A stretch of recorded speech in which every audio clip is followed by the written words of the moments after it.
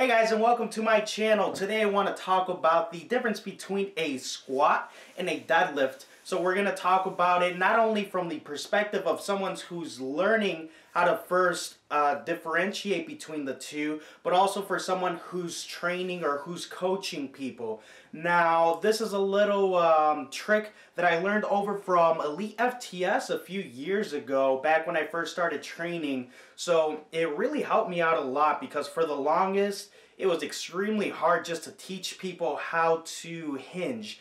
It's really not a natural movement to stick your butt back in that position, at least for most people.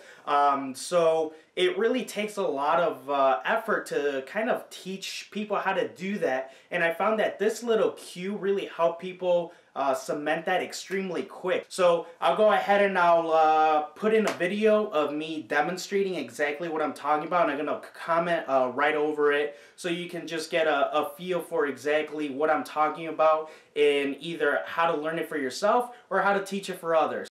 Alright, so before I go into that cue that I mentioned, it's important to just quickly differentiate the hinge versus the squat. So here I'm just going to quickly highlight that hinge movement. So it's exactly what it sounds like. It's a hinge of the hips. So the hips are the center of our movement here, and we're really just focusing on driving those hips back and then powering them through with force on the way up.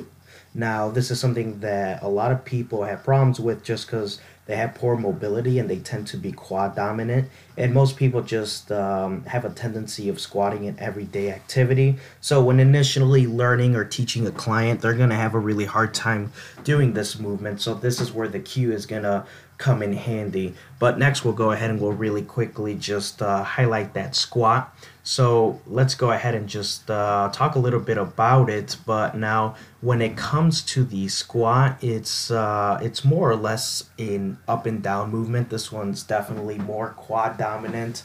The hips are still the powerhouse in driving them through, but we're not necessarily focusing on pushing them back as we would a hinge.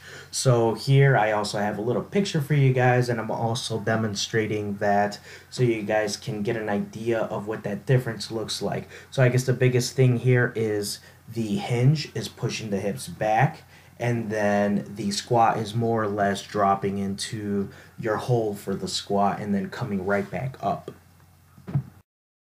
Alright, so the cue is simple enough. You're going to have the client stand in front of a wall about a foot away or so. If you're learning this for yourself, you're going to do the same thing. But what the wall is going to do is it's going to serve as external feedback to tell the person whether they are doing the hinge movement properly or wrong. So if we are doing it wrong and we are squatting instead of hinging, you can tell here in this little clip that the butt is never going to touch up against a wall because the squat is more of an up and down movement like I explained earlier. On the other hand, if we are doing it properly and we are hinging and shifting our hips back, the butt is going to be able to touch the wall, which is going to tell the client that they are doing it correctly. So like I mentioned, it's a very simple cue. Once they master how to do it against a wall, you can take the wall away and have them do it with a dowel, dumbbell, or barbell, depending on the strength of the client, and you can go on from there.